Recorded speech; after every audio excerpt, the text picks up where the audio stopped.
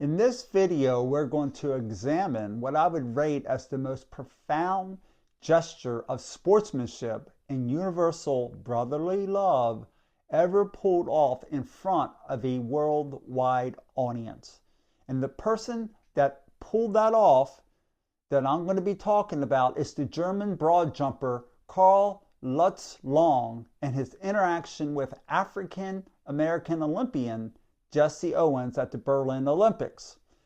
The enigmatic Luz Long was a Nazi who opposed by his actions, not his affiliation, Nazi racist doctrine on the biggest world stage in front of perhaps the worst racist of history, Adolf Hitler.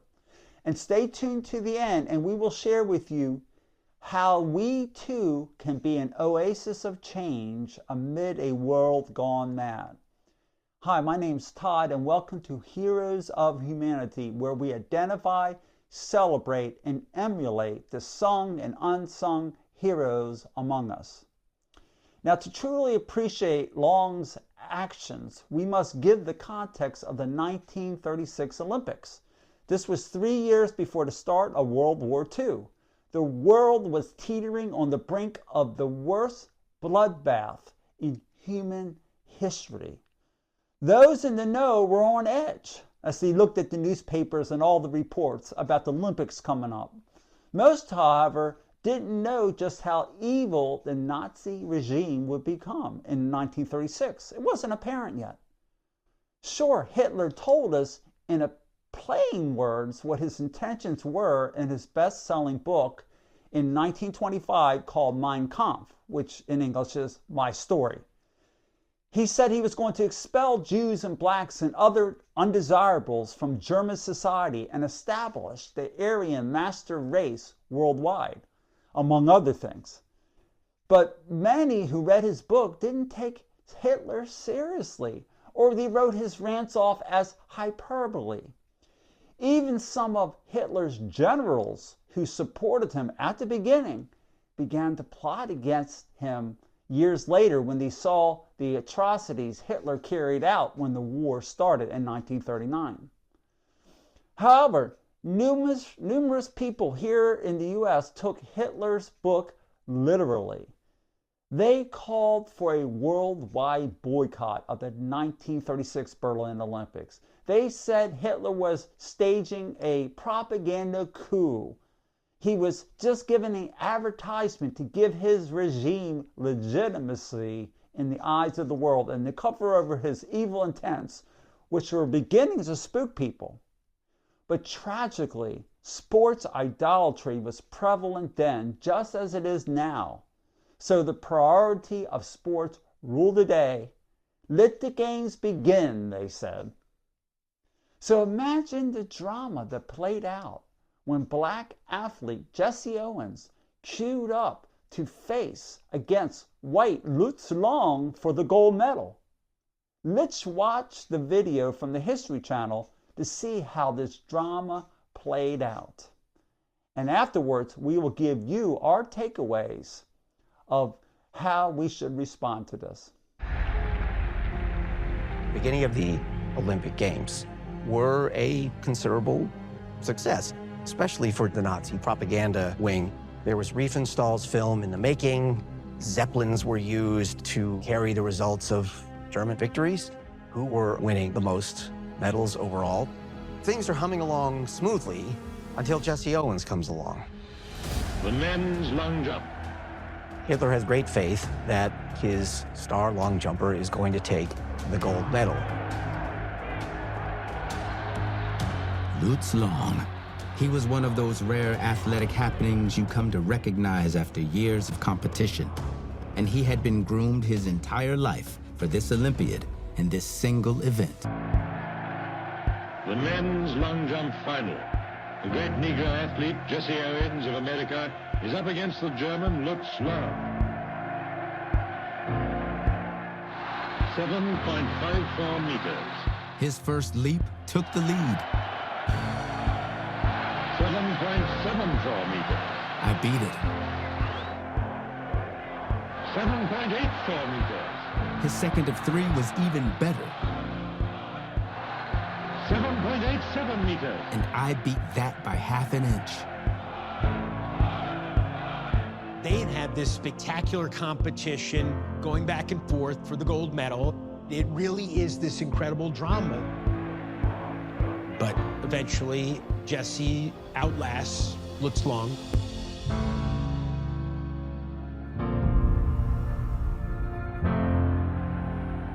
Fate was against him. Lutz looked up from the pit to see the red flag waving. He had fouled, and I had won. But victory is the sweetest when you win it on your own merits. I still had one jump left, and I wanted it to be remembered. Lutz deserved my very best, and I still had more to give. Owens.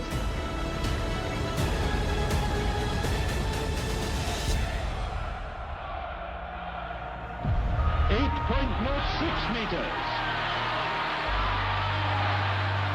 A new Olympic record. I had jumped farther than any man on earth.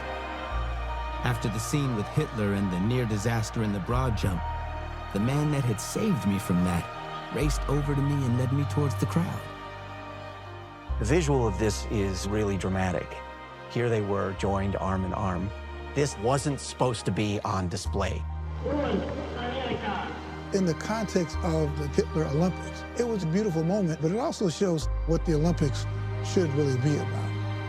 It is the opposite of the Hitler snub story. A black American grandson of slaves competing against this model of Aryan youth. And how in that moment, instead of being adversaries, they became brothers. It's a story that Jesse later in his life returned to again and again. We built a friendship and we corresponded with one another for a number of years. Then the war broke out. And then I didn't hear any more from him at all. Ultimately, in World War II, Luz Long is killed in battle. My father was sent a letter from Lutz. In it, he says, would you promise that you will go find my son and tell him what kind of person I was? In 1951, I had the privilege of meeting his son. And after showing the pictures and letters that he had in the scrapbook that I had written his father, well, as a result of that, today I am now corresponding with the son. Well, Jesse, you've been a very important part of my life, and I've very often seen pictures from you and the photographs of my father.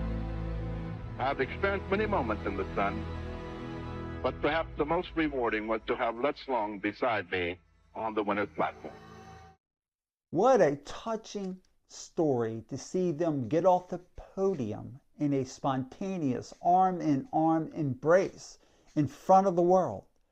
Owens said this infuriated Hitler, which it did. This violated Nazi doctrine, make no mistake about it. Hitler hated blacks almost as much as he hated Jews. Both Jews and blacks often wound up together in concentration camps during the war within just a few short years, along with the Gypsies, the Slavs, and other undesirables. Luz Long received a stern warning afterwards by the Nazi leadership for embracing Owens. He was warned to never do it again. He was censored for not being racially conscious. If it weren't for Lutz's superstar status in the eyes of the German public, he probably would have received more than just a warning.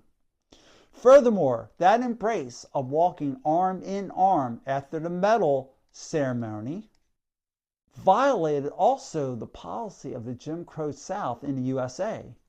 You just didn't see stuff like that go down there. Let's not forget that Jesse Owens and many other blacks experienced great discrimination back home in the USA. Owens didn't even receive congratulations from President Roosevelt or an invitation to the White House. Other USA white athletes who medaled in the Olympics did. All probably for political reasons. You know, Roosevelt didn't want to lose votes from the white South. This really bothered Owens. Some say he even became embittered about it. So for these reasons, I consider Luz Long a hero of humanity for reaching out to Jesse Owens in the context of which he did. And Owens should be commended for taking his hand in friendship. That image of them walking arm in arm after the medal ceremony, in my mind, represents a tiny island of resistance and refuge amid a world gone mad. A world embroiled in racism, covetousness, and hatred, all of which boiled over within a few short years into the worst bloodbath of human history, killing over 60 million people worldwide. And think of the hundreds of millions more who suffered injury and or loss of their loved ones. All right. So we identified the hero, Luz Long. We celebrated his courage. So the big practical question is, how can we emulate him? And the most obvious way of doing so is to do our part in breaking down racial barriers within our own smaller circles. Try befriending someone of a different race or nationality. Maybe inviting someone out to dinner or to a game or something. But perhaps we will never get that opportunity. There are small things we can do where we will have the opportunity all the time. Give people of different races and nationalities a quick, warm greeting as you pass them in the way. We should be doing that for everyone anyway, right? This is a small gesture. But small gestures can have a cumulative effect over the long haul. Don't you feel encouraged by friendly people and put off by cold, unfriendly ones?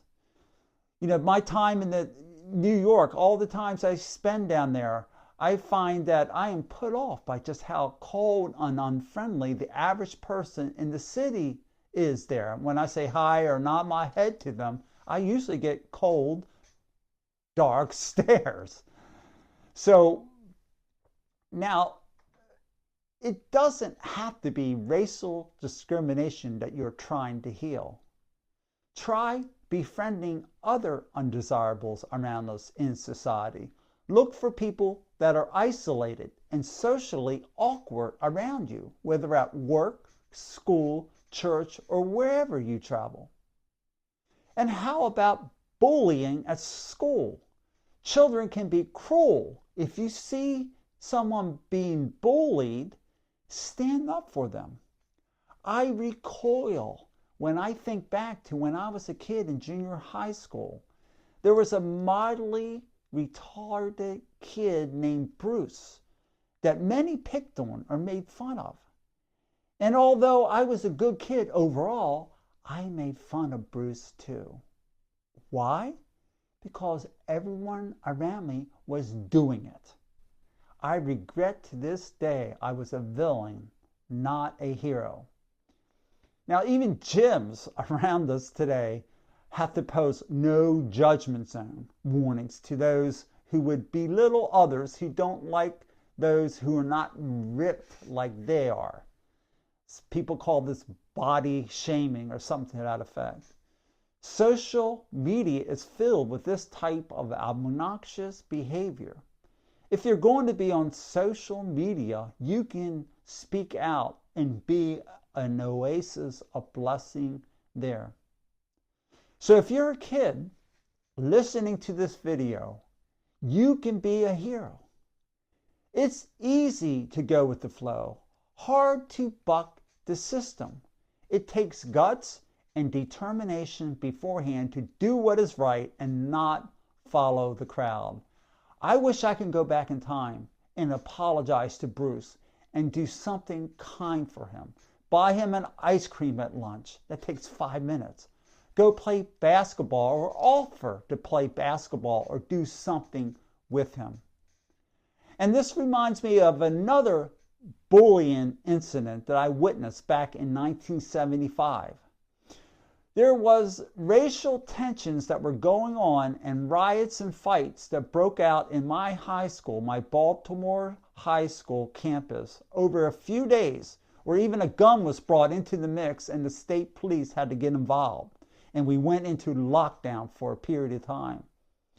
Now, out of the whole high school of thousands, there was only one hero in that whole fiasco, a black guy. I can't remember his name, but he looked like the musician Billy Preston with the big afro. We all wore long hair back then. So I will call him Billy. I've since unsuccessfully tried locating Billy. Now, the incident is this. Another big black guy named Michael started taunting for no justifiable reason a small, frail, slightly retarded white kid. Yep, the same Bruce from junior high, I believe. He started taunting him out in front of the big square between classes. And everyone there was too afraid to come to the kid's aid. But Billy lunged forward out of the crowd, even though he was afraid too, as he was outgunned by Michael. Michael was much bigger and faster than him. I can see Billy now in my mind's eye as if it were yesterday, and this was like 50 years ago, as he stepped forward and kindly pleaded with Michael, just leave the kid alone. Michael became enraged and threw a flurry of wild punches at Billy, and Billy artfully danced away out of harm's way without throwing a counterpunch. And this embarrassed, Michael, and the kid used the interruption to escape to safety. I look back to Billy as an unsung hero, the only oasis of sanity amid that horrible time where white and black villains clashed and took the school down with them. So the moral of the story is befriend someone who is isolated in school or in society. Who knows, you may prevent a school shooting. For in the process, for many of these school shooters were bullied. Okay, thank you all for watching, and I hope you like this video.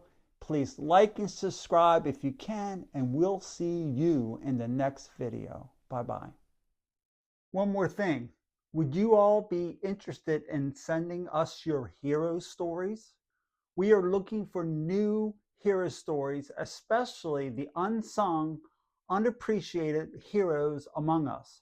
So if you want to send us one of your hero stories, someone you want us to feature, please email us at heroesofhumanity1@yahoo.com. Include at least one pic and a concise one-page bio describing why you think they should be featured, including your contact information.